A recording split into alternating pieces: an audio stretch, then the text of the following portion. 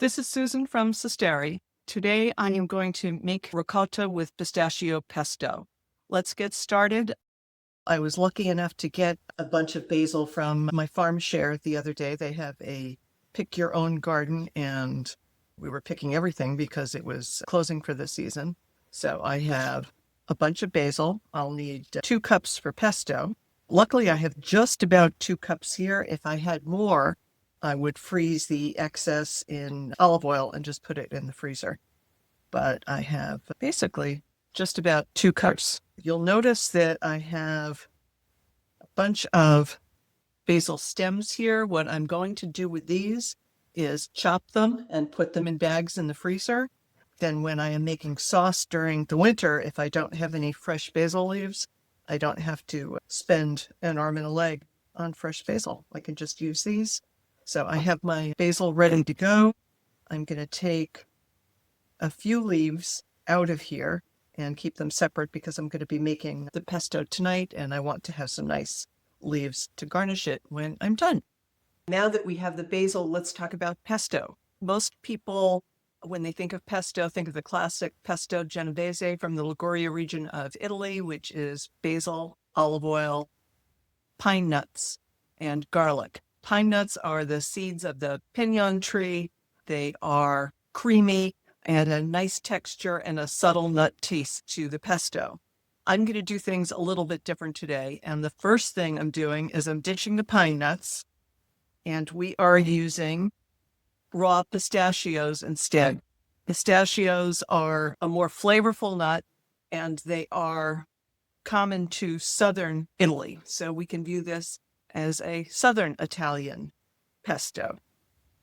You can see I have them here ready to go. If you're not familiar with pistachios, other than in ice cream, they are small green seeds, just like pine nuts are not nuts. They are also seeds that add a nice flavor to the pesto.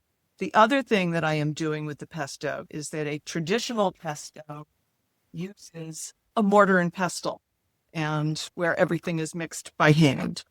Because it's an old dish, they didn't used to have electricity. I am using a food processor instead. We're going to start by putting 2 cloves of garlic in the food processor. 2 cloves of garlic, just to chop them.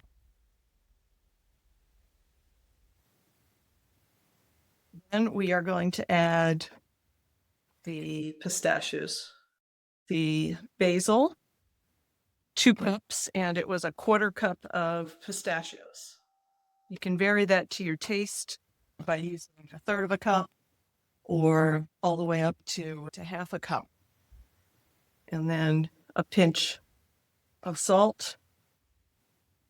We're going to start the food processor going, and then I am going to pour 1/2 cup of extra virgin olive oil through the top.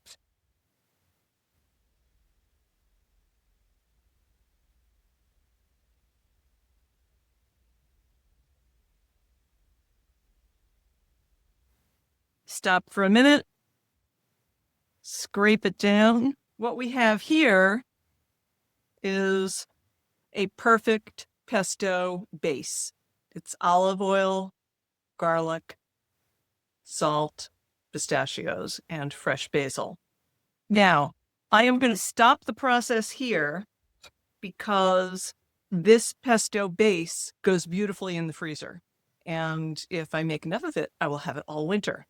When I'm ready to use it, I will take it out, bring it to room temperature. I will add 3 tablespoons of softened butter. I will add 1/2 cup of grated Parmesan Reggiano cheese. And then I will also add, and this may be a little bit non-traditional, but it is traditional in Southern Italian cooking, I use 2 tablespoons of Pecorino Romano. Romano is sheep's cheese, and there were a lot more sheep in the mountainous areas of Southern Italy than there were cows. So you will find a lot more non-beef dishes in Southern Italy. You find a lot of pork is used and Romano cheese instead of Parmesan. So that's the base. 2 cups basil, 1/2 cup olive oil, 2 cloves garlic, and a 1/4 cup of pistachios gives you your base. That goes in the freezer when you're ready to use it. And you can use 3 tablespoons butter, half a cup of Parmesan, 2 tablespoons Romano. Taste and adjust the cheeses to your liking. And again, if you're going to use half of this, you'd do half of the butter and cheeses, or for my recipe that I'm using later today, it's a quarter of the recipe. So I will use 2 tablespoons of Parmesan, half a tablespoon of Romano, and 3/4 of a tablespoon of butter to make the pesto I'm going to need for the pasta with ricotta and pistachios I'm making tonight. I'm going to serve it on top of rigatoni. Rigatoni is a tubular pasta. It has ridges on the outside as well as a hole in the middle. So it's great at catching sauces that have little pieces, like the little pieces of pistachio in the pesto that will cling to it. Just an aside note about pasta, this is DiCecco. I'm not an affiliate. I'm not being compensated for this. But one thing I noticed when I was in Calabria, I actually have a video that I'm not sure I posted yet, where I went through, I think it was 11 aisles that were totally devoted to pasta in a supermarket, an ordinary everyday supermarket where people shop. The only brand in all of those 11 aisles that I recognize that's sold here in the US is DiCecco. So be that as it may. Okay, we're going to use the food processor for this. You don't have to. You can make it in a bowl, but I have the food processor out here already, so it's easy. We're going to start by putting in, I have a 16-ounce container of freshly made ricotta here, and I am going to put in about 1.5 cups. I'm leaving just a little bit in there that can be served with the pasta, so you can put dollops of it on top, which is always nice. And then I'm going to take a 1/4 cup of pesto base that I made earlier. The pesto base has just basil, olive oil, pistachios, and garlic in it. So I am now going to add the cheese, which is 2 tablespoons of Parmesan and a tablespoon of Romano that's mixed together. And I'm also going to add a little butter, 1.5 tablespoons. It's soft, but I'm going to break it in little pieces so it goes into the sauce nicely.